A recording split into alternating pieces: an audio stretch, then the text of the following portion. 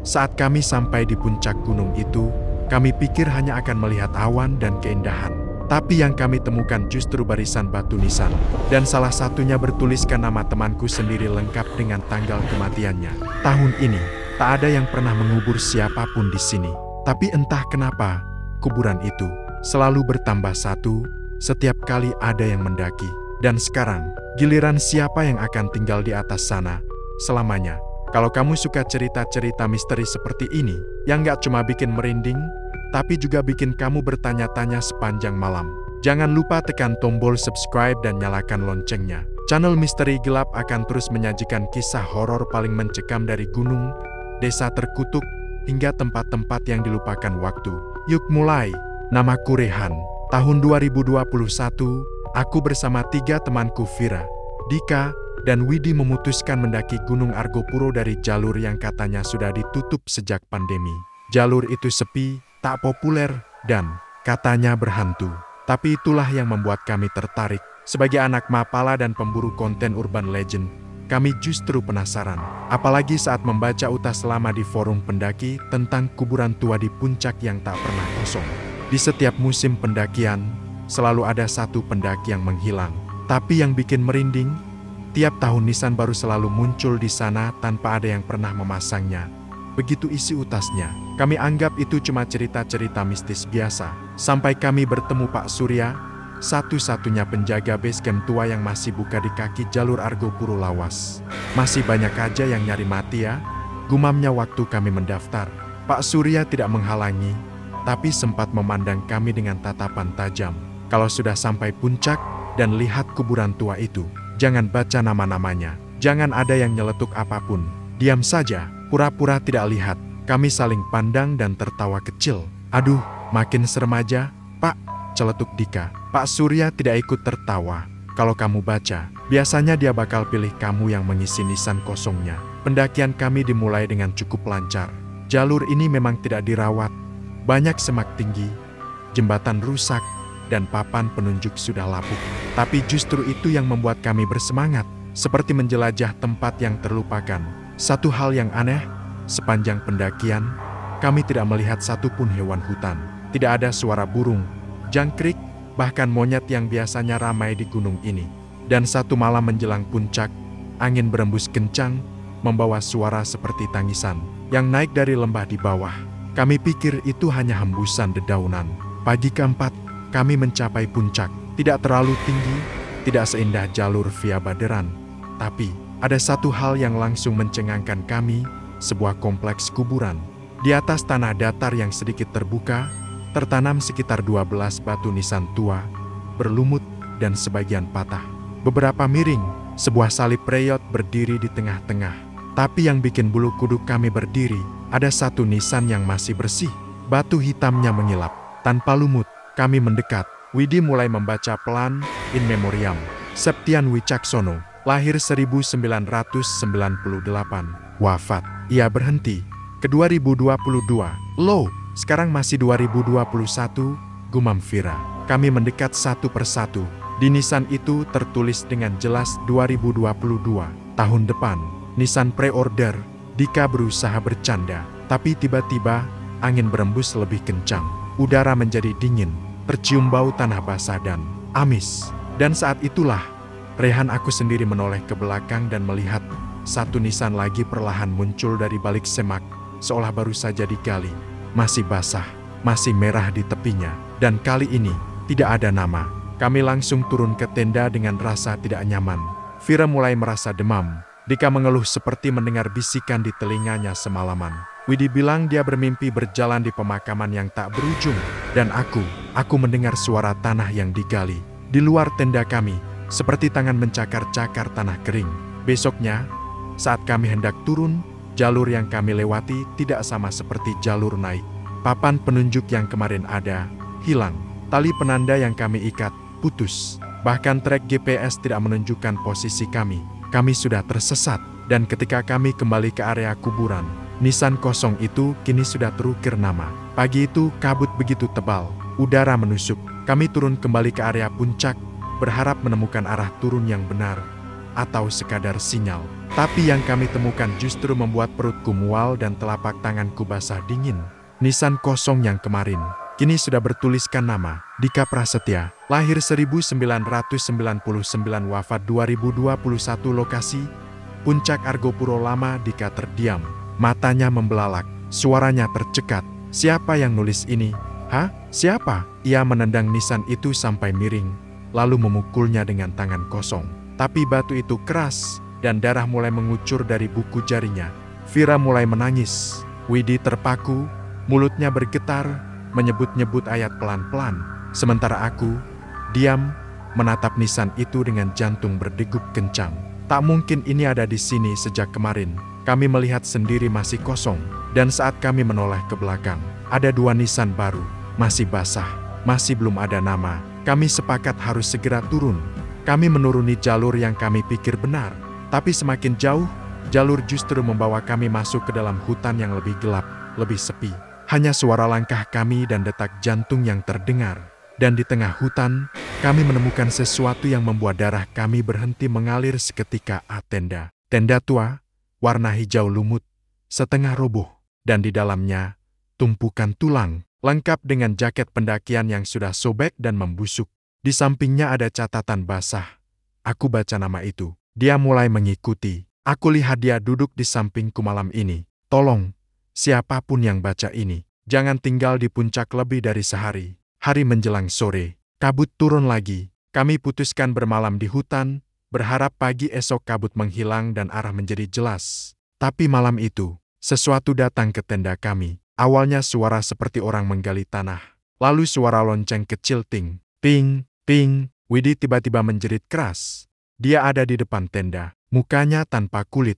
Dia lihat aku. Kami bangun dan menyalakan senter. Tapi tidak ada siapa-siapa. Hanya tanah basah dan jejak kaki, berbalik arah dari tenda. Keesokan paginya, Widi menghilang. Kami mencarinya selama 2 jam. Suaranya tak terdengar. Tapi yang kami temukan hanyalah nisaan baru di sisi lainnya dari puncak. Widi Rahmawati, lahir 1998, wafat ke 2021. Tulisannya basah, seperti baru diukir semalam. Dan aku, Dika, Vira akhirnya sadar.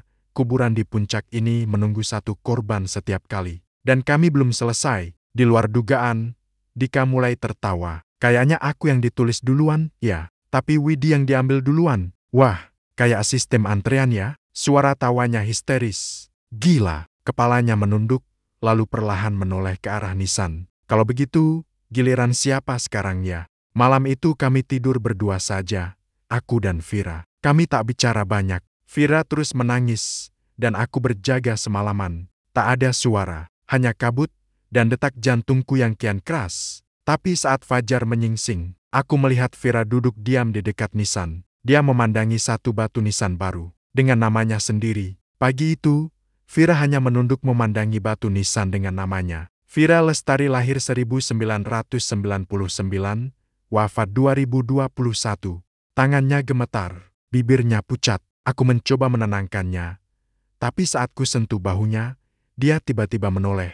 Matanya kosong. Dia datang semalam dan bilang waktuku sebentar lagi. Tapi katanya, kalau aku mau bicara pada penjaga tanah, semuanya bisa berubah. Aku menahan napas.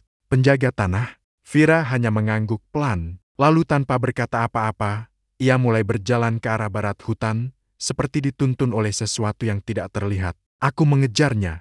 Setelah menembus rimbun semak dan akar pohon selama 15 menit, kami menemukan sebuah gubuk kecil reyot, nyaris tersembunyi oleh akar beringin besar. Di dalamnya, duduk seorang lelaki tua, tubuhnya kurus, wajahnya tertutup kain hitam lusuh. Kami terdiam, sampai akhirnya suara parau itu terdengar. Yang turun, harus meninggalkan satu. Makam itu tak pernah kosong karena ia menampung mereka yang keluar dari jalur. Dan kalian sudah terlalu jauh. Kami terpaku. Lelaki tua itu menengadah, dan kami melihat wajahnya. Tidak ada mata, hanya rongga kosong yang hitam dan dalam. 3 nisan, 1 belum terisi. Siapa yang tinggal? Kami kembali ke tenda dalam diam. Hanya aku, Vira, dan Dika yang tersisa. Dan malam itu, kami dihadapkan pada pilihan yang tidak pernah kami bayangkan. Kalau memang harus satu yang tinggal, harusnya aku aja, kata Vira. Tidak, Giliranku. Dika berteriak tiba-tiba, namaku yang tertulis pertama. Aku yang dipilih. Dika tertawa. Tawanya melengking. Matanya liar. Ia berjalan ke area Nissan sambil membawa parang lipatnya. Kalau aku pergi duluan, kalian bisa turun. Biar gue yang diambil. Kami berdua mengejarnya. Tapi sudah terlambat.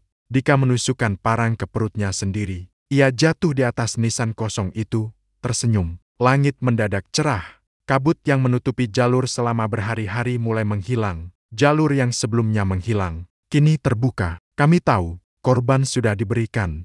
Tapi malamnya, sebelum kami benar-benar turun, aku terbangun karena mendengar sesuatu dari luar tenda. Langkah berat, napas kasar. Aku mengintip melalui celah. Dan di luar, aku melihat Dika. Tapi wajahnya bukan lagi seperti sebelumnya. Kulitnya mengelupas. Matanya hitam penuh darah. Ia berdiri tegak di dekat Nissan, menunjuk ke arahku, dan tersenyum. Kau belum membaca nisanmu sendiri, Rehan. Aku pingsan. Paginya, aku dibangunkan Vira. Kami berdua turun dengan panik. Jalur kembali terbuka. Tidak ada suara, tidak ada sosok, tidak ada nisan. Hutan seperti kembali normal. Setelah 6 jam berjalan, kami akhirnya kembali ke base camp. Pak Surya menyambut kami dengan tatapan kelam. Berapa yang kembali? Tanyanya datar. 2. Jawabku singkat. Pak Surya menghela napas. 1 lagi tetap di sana. Itu sudah cukup. Tapi sebelum kami meninggalkan base camp, aku melihat ke dinding pos. Ada foto-foto para pendaki hilang, dipasang seperti pajangan peringatan. Wajah-wajah familiar. Dan di pojok, terpampang fotoku. Dengan tulisan kecil di bawahnya. Rehan, hilang ke 2021. Tidak ditemukan. Sudah 3 minggu sejak kami turun dari Gunung Argo Puro Lawas. Aku dan Vira sepakat tidak membicarakan apapun tentang Dika, Widi, dan nisan-nisan itu. Kami diam, kami bungkam. Tapi diam tidak menghapus apa yang sudah terjadi. Aku mulai merasa, ada yang salah denganku. Aku tidur hanya 2 jam sehari. Setiap menutup mata, aku mendengar tanah digali. Aku melihat wajah Dika setengah membusuk, tersenyum di bawah nisan, memanggilku. Kuburan itu belum penuh, Rehan. Kamu cuma ditunda, bukan diselamatkan. Vira pun tidak lebih baik. Ia meneleponku malam-malam sambil menangis.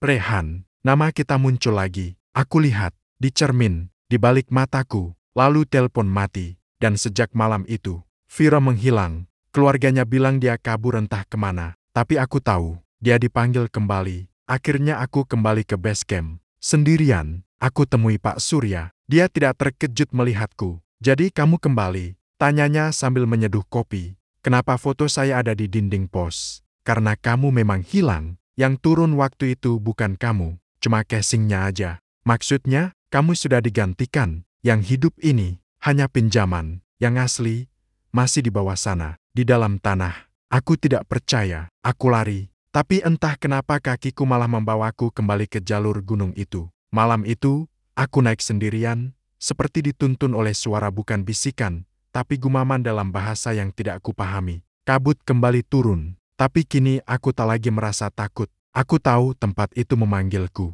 Dan saat aku sampai di puncak, aku melihatnya. 1 nisan terakhir, masih kosong, tapi batu ukirnya basah. Baru ditulis, Rehan Alwan, lahir 1999, wafat ke 2021. Tepat saat aku membacanya, aku merasa tubuhku ringan, nafasku melayang. Dunia terbalik, di seberang batu nisan, aku melihat diriku sendiri. Tapi dia tersenyum, bukan aku, bukan wajahku sepenuhnya. Dia mendekat, membisik, akhirnya kamu sadar ya, yang kembali dulu itu bukan kamu. Aku cuma menjaga tubuhmu sementara. Tapi sekarang, waktuku habis. Dia melangkah, masuk ke dalam tubuhku, dan gelap. Beberapa bulan kemudian, 2 pendaki lain mendaki gunung itu lewat jalur lama yang mereka temukan di YouTube. Mereka menemukan 1 kuburan baru di puncak masih basah, tanahnya belum rata. Tertulis, Rehan Alwan lahir 1999, wafat 2021, tapi yang aneh.